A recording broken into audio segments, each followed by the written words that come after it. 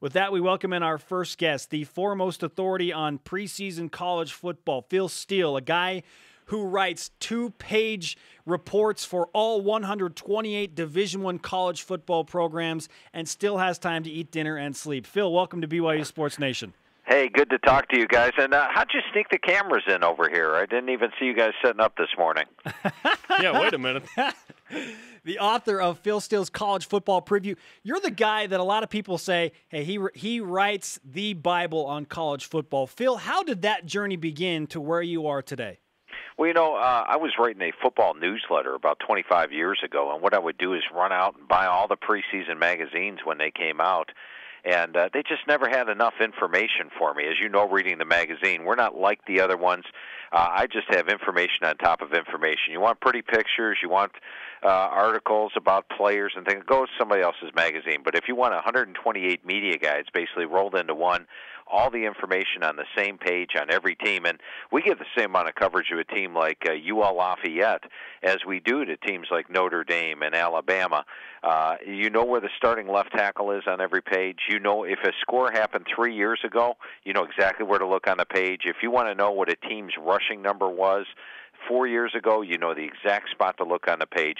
It's laid out the way that I would use the magazine. So what we did is I started a magazine 20 years ago. It was black and white on newsprint. I covered 88 college football teams, wrote it all myself, but it was about 168 pages.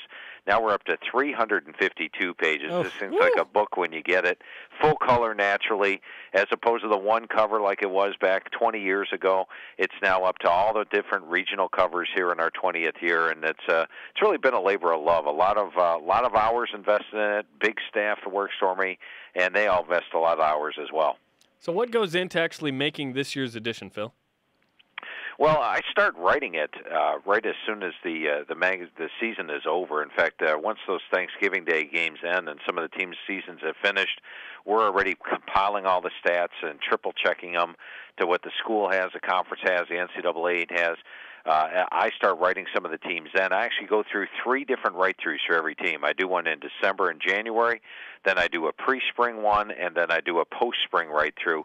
Each time I spend about 4 hours on the team, read through every single article that's ever been written about the team for the entire year to give myself all that information. I can tell you did that by reading about BYU. Seriously. What's that? I can tell that you read gotcha. a ton about BYU to put in this information. Yeah, and it really takes me through the entire season. The way I like to write a team is spend 4 hours with the team, and learn it inside and out day by day from the season, and then go ahead and write each individual position. And, you could check me on all the little teams as well. You want to talk about Ohio U, we cover them the same exact way. So it's a lot of work goes into it, though. Phil Steele, college football insider, the man who writes the College Football Bible on BYU Sports Nation. What I want to know is, do you do anything besides analyze college football and eat and sleep, Phil? You have hit it precisely on the head. In fact, my wife does anything to do with the house. It's hers, and I have very little time for anything else. And in fact, my knowledge, if you guys want to quiz me on basketball, forget about it. I can tell you that some guy, LeBron James, played here in Cleveland at one time, but other than that, I can't tell you anything about the NBA. Can't talk to you about baseball. Don't talk to me about hockey or soccer. But if you want to talk to me about college football, I can handle it. And same thing with other TV shows or anything like that. I really have no knowledge of anything except college football. There's just so many hours to put into the day. Absolutely, and that's what we're here to discuss with you. Phil Steele is on BYU Sports Nation. You ended your Phil's forecast by saying this about BYU. BYU will top last year's 8-win total, so 9+ wins. So my question for you is, which games do you see BYU possibly losing, or tougher games for the Cougars? Excellent question. And there's 4 games in particular. The first one is an easy one. It's University of Texas on the road. Now, as we saw last year, BYU played pretty well against Texas at home, just dominated them. Texas has a new defensive coordinator since then, so I think they're going to try to figure out how to stop the run in that game. But Taysom Hill had a fantastic game running the football, and BYU just shredded Texas. Getting them on the road in a revenge match is not going to be an easy situation. I have them about a touchdown underdog in that game, and it is a pretty good Texas team. Now, at UCF on a Thursday, I don't have them a large underdog. I have a small underdog in that game.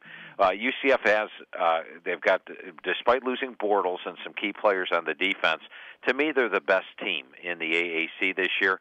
They're at home in Florida. You got the humidity going on, and it could be, it's a Thursday night, so it probably won't be that bad because it's at night. But UCF is a very good team, and I would put BYU a slight underdog there. Boise State, I think this year's Boise State team is one that could be one of those 11-win Boise teams, despite losing Chris Peterson.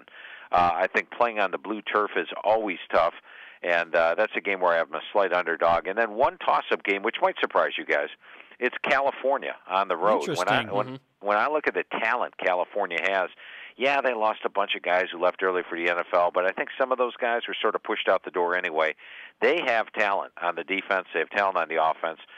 You've got Dykes in his second year there, and I think Cal's a little tricky of a game. We'll see what type of Cal team they have at the end of the year. But those would be the 4 games, and that's why I was feeling pretty confident that BYU will top last year's 8-win total, because I don't see them dropping all 4, but those would be the danger games on the schedule. Phil Steele, the author of Phil Steele's College Football Preview. It hits newsstands on June 24th on BYU Sports Nation. Phil, you have BYU's strength of schedule at 73.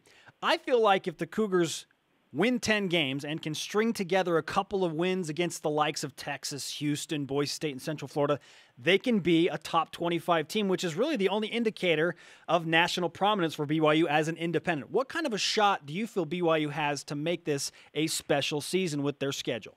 Well, I think they do have an excellent shot at it. And, I didn't rank them in the top 25 at the start of the year. But if there was one team which, in my analysis, breaking it down, give you an example.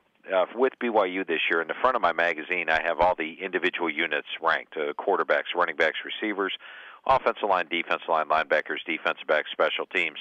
BYU actually comes up in my ratings in 5 of those 8 categories. That makes them a pretty good team. Not a lot of teams in the country are ranked in 5 of the 8 categories, so that just tells you the overall level they have. And 2 of the areas they're not, defensive line and linebacker, are 2 of the areas that BYU usually produces pretty good players at those units. So I think the potential is there for BYU at the end of the year to be ranked in 6 or 7 of those categories. So this is a quality team. The only game I have them a touchdown underdog is Texas. Every other game below that. So if the things go their way, and that's always a big thing in college football, turnovers, injuries, breaks of the game. But if everything goes BYU's game, and you tell me at the end of the year this team goes 11-1, I wouldn't put it past them. And then playing in the Miami Beach Bowl wouldn't be a bad game either. Down to spend your winter in Miami for a couple of days. Yeah, we're very much looking forward to that. Absolutely, we're hoping to be down there. Phil Steele is on BYU Sports Nation. What does BYU need to do nationally to maintain relevance as an independent, in your opinion, Phil? Well, I think they have to keep rattling off the 10-win seasons. That's clearly what they have to do. And also, there needs to be the games against the big boys. Now, if I'm a big boy, I don't play BYU. I say, you know what? That's a tough game. That's a game we could potentially lose. I don't see it as a win-win situation for me. But as long as they're still able to bring in the Texases, Houstons, other teams like that, and then knock them off on occasion, I think BYU can stay relevant. Phil Steele on BYU Sports Nation right now. You can follow him on Twitter at PhilSteele042. Is that right? That's right. Phil Steele 042 is the Twitter. Where does the 042 come from, Phil? Yeah, the girl setting up the account said Phil Steele's taken, and those 3 numbers came in my head, and she just put them up there. So that's back then when I didn't even know what Twitter was, when she set up the account, I think 3-4 years ago. Keep in mind, I just study college football, so I'm not texting or anything like that during my spare time. But now I do actually tweet during the day, and I like Twitter an awful lot. You got 60,000 followers, so it's apparently you're it's doing working right. out for you. Right. Phil Steele with us on BYU Sports Nation. Our Twitter question today, Phil, is which of the position groups is the strongest for BYU football entering the 2014 season? Where do you feel like the strength of this football team is?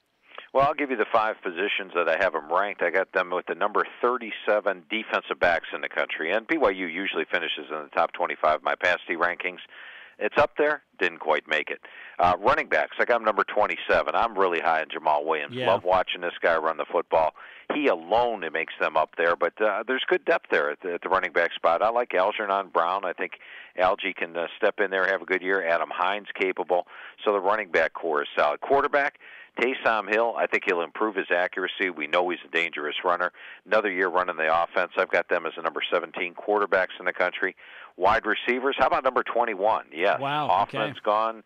Ridley's gone. A lot of key players out, but how about adding in an Oregon transfer, Devin Blackman, who's my number 7 rated wide receiver. Apple is my number 30 rated. Number 7 in the country? Out of high school. Out of high school. Oh, so, gotcha. Yeah. So, in other words, they're what I call VHTs, and you can, those players usually develop. Nick Kurtz was my number 46 rated JUCO. Mahina at the tight end spot. They're deep at receiver, but I'll go with my number 1 unit, the offensive line. I rate them the number 15 offensive line in the country. Wow. These guys are all, 33 years old out there 38. by the time they Yeah. so it's a veteran group. You look at the career starts. Last year they only had 44 career starts. This year they got 87 career starts. Last year they opened up holes for 5.2 yards per carry, 267 yards per game rushing. Sacks need to be improved upon. Last year they gave up 38 sacks, but it was one of the less experienced lines BYU's put on the field. I think that the group, if you look them across the board, this is a big group of guys that are going to be able to protect the quarterback. Now, that's the most interesting thing you've said so far is because BYU fans will say, what, number 15? To BYU fans last year, the O-line was the thing with the biggest question mark, the biggest struggle, maybe the weakest to some BYU fans. Yet you think they'll make a big jump because of the experience? The experience, the size, and experience is a lot in the offensive lines. That's why every year in the magazine I put career starts.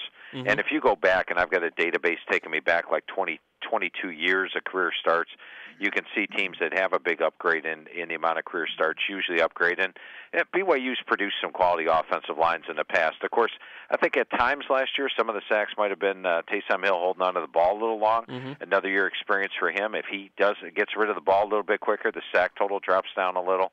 I do think the offensive line is going to surprise a lot of BYU fans this year. Phil Steele on BYU Sports Nation. How much weight do you place on offensive line starts when you're projecting the success of a team in the future?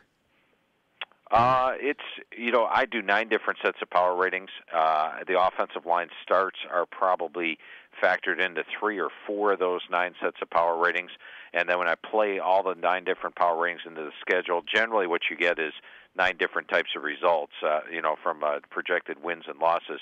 But I do factor it in. You want to have a veteran offensive line. I think it's both the line plays. The offensive line, defensive line are things that get past a lot of people. Everyone wants to talk about the quarterback, running back, receivers, but you have to have quality line play up front to be successful. Phil Steele is on BYU Sports Nation. The big question in my mind for BYU's success in 2014 is, can Taysom Hill make the jump? That is, from sophomore to junior, second year as a starter. If so, BYU can do special things. What do you think Taysom Hill will do in 2014?